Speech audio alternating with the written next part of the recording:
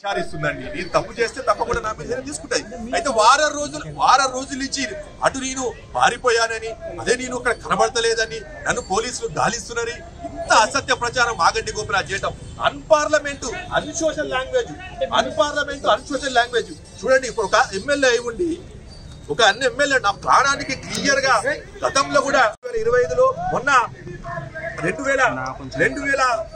2025లో clear గా 25 ఇచ్చారు, 21 కూడా ఇచ్చారు. నా ప్రాణహాని.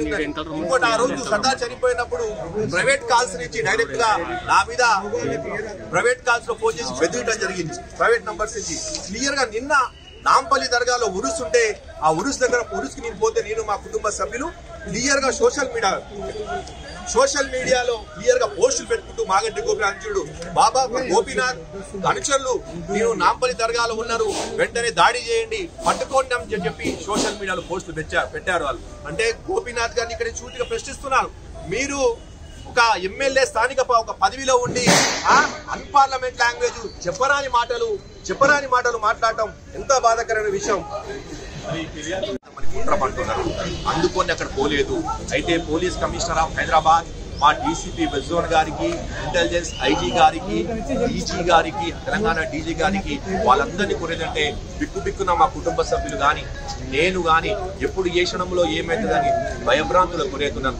పూర్తిగా కూడా నాకు హత్య చేసే ప్రయత్నం జరుగుతుంది. ఇంతకుముందు ఒక సంవత్సరం నుంచి నాకు డైరెక్ట్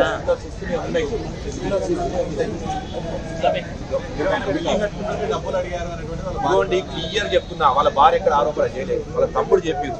బిల్డింగ్ అనేది క్లియర్ గా జిహెచ్ఎంసీ రూట్ ప్రకారం చేసుకుంటూ పోయింది. ఏదో ఒక సృష్టించి అప్పుడు దాకా నీళ్ళు మార్చుకోవడం సీసీ కెమెరా చూసి అర్థమవుతుంది. అప్పుడు దాకా బాడీని తీసుకెళ్లిపోదాం అనగానే ఈ రౌడీ షీటలంతా జమ అయి పోలీస్ కంప్లైంట్ కాదు. అయితే అప్పుడు దాకా బాడీ తీసుకోపోవడానికి సిద్ధమై వెంటనే ఈ రౌడీ షీటల్ అన్సోషల్ ఏమంటే మాగంటి గోపినాథ్ అక్కడ వాళ్ళ అంచెలను పంపించి దీన్ని బాబా వల్లే చనిపోయాడు, దాని వల్ల ఆత్మహత్య చేసుకోవడం క్రియేట్ చేయడం జరిగింది.